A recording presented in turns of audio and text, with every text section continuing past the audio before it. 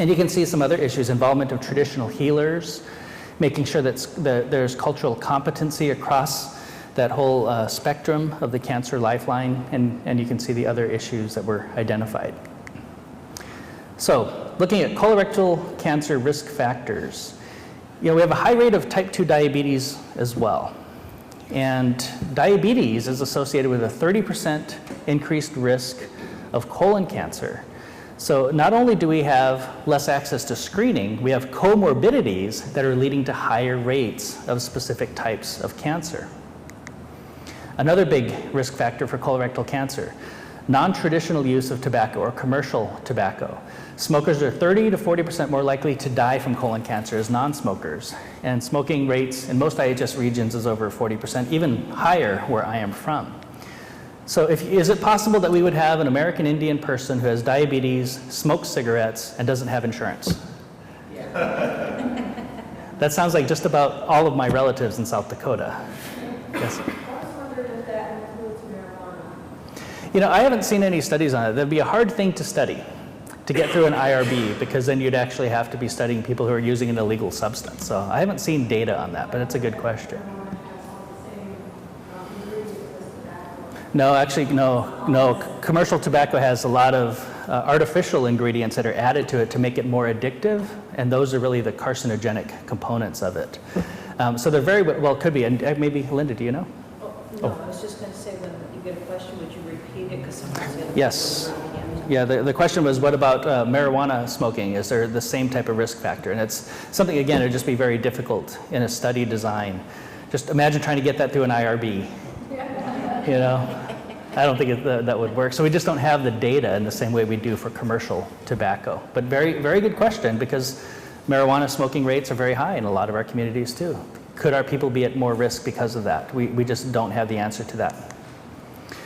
In terms of other priorities, education, and again, education of community members, providers, and policymakers. It's remarkable how many of our policymakers don't even understand trust responsibility. And there was one legislator in Montana who said, "I'm tired of our state budget being used to fund the Indian Health Service." Well, your state budget does not fund the Indian Health Service. She didn't even know funding streams for healthcare services. So this is the level of intelligence that we're having to operate with. And you can imagine all the barriers that come up when we have new legislators come in very frequently who don't understand the system. So even education of policymakers is a priority. We've had some very good success with tribal schools outreach. And I've heard many stories from the communities where they have a good cancer awareness program in the school. And then the kids will come home and ask grandma, why is she smoking a cigarette? And I've heard community members say, that's the reason I quit smoking, is because my grandchildren started telling me I need to quit smoking. I think it's a good strategy that needs to be used. Well, one of the things we also have at the Tribal Chairman's Health Board in South Dakota is the Rollin' Colon, kind of walk through colon. And I think other communities have the same type of thing, but you can see, you can actually walk through, takes away some of the I think fear and misunderstanding surrounding colon cancer and colonoscopy, and you can actually see what healthy tissue would look like and what polyps would look like, and then what different stages of cancer would look like. Very useful tool, and it's amazing how many people show up to be a part of this, and they start to learn more, start to ask questions about colon cancer screening. All right, in terms of prevention, one of our big areas, especially in the Great Plains, is tobacco prevention, and certainly commercial tobacco prevention. If we look at our smoking disparities by state in the Great Plains or the Northern Plains, you can see Wisconsin, Nebraska, Minnesota, South Dakota, North Dakota, just tremendous disparities when you look at the numbers of American Indians who smoke relative to the rest of the state. And it's more than double, more than twice the number of people are smoking cigarettes. And one of the things that I find disturbing and alarming is that a lot of our traditional healers smoke cigarettes. And cigarettes have found their way into our traditional ceremonies. A tobacco offering now could include a pack of cigarettes. Is that what our ancestors would do? And in truth, is that something that's going to promote health? And is it consistent with traditional perspectives? And I would say that it's not. So we have to recognize there's a big difference between traditional tobacco and commercial tobacco. And traditional tobacco was a blending of tobacco plant with willow. And we used willow bark for a number of medicinal purposes. And historically, if you look at some of the old medical anthropology texts, they would criticize the tribes in the Northern Plains for using willow tree bark, saying it's some sort of hocus pocus, magical type of medicine. Well, from willow tree bark, we isolated acetyl salicylic acid, which is aspirin.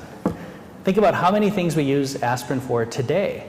We were using aspirin long before medical science ever discovered aspirin, and it was part of our ceremonies, it was part of traditional herbal medicine. And there's a huge difference between traditional and commercial tobacco. Other areas of priority, screening and diagnosis, and I heard the discussion earlier, having men's health clinics specifically, and we've had great success in some of our communities encouraging more men to participate if it's a men's health clinic type of activity. And then, of course, specific women's health and screening clinics, more community education, and then mobile screening. We're working closely with David Perdue out of Minnesota, hoping to get that mobile colon cancer screening up and running as well in Minnesota, but then hopefully bring it into South Dakota also.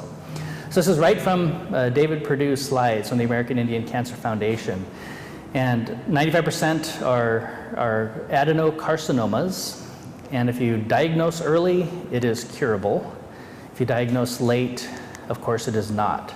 So stage 1 and 2, 5-year survival, 90%. Stage 4 is 10% survival. And in some of the data that we're seeing in some of the private sector facilities in Rapid City, for example, it's about 70% to 75% of the non-Indians are diagnosed at stage 1 or 2, and 75% of the Indians are diagnosed at stage 3 or 4. And we're just not screening.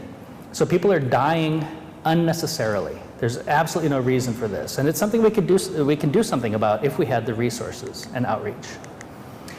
Other priorities, treatment, case management, care coordination, patient navigation, all these things that I know you've already discussed in terms of how we can improve quality of care.